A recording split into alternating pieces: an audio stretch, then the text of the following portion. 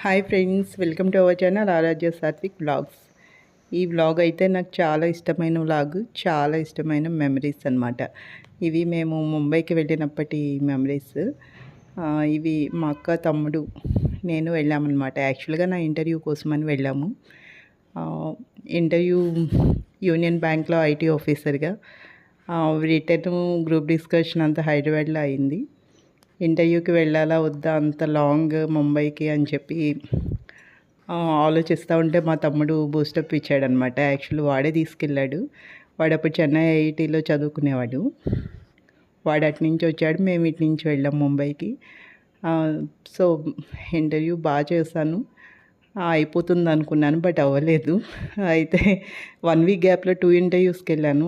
Union bank ఒకటి, corporation bank ఒకటి, same positions. అయితే మేము ప్లేసెస్ బాగా కవర్ చేస్తాం వెళ్ళినాక ముగ్గురమును.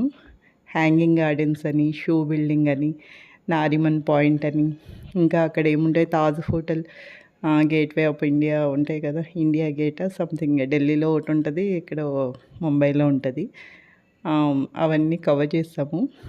అయితే తాజ్ బిల్డింగ్ అయితే చాలా బాగుంటుంది. తాజ్ హోటల్ సేమ్ ఒకేలాంటి బిల్డింగ్స్ ఉంటాయి.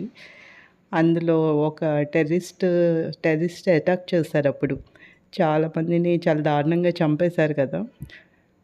ఆ బిల్డింగ్స్ ఆ అటాక్స్ అయిన 1 ఇయర్ తర్వాతనే ఎప్పుడో వెళ్ళాం మేము.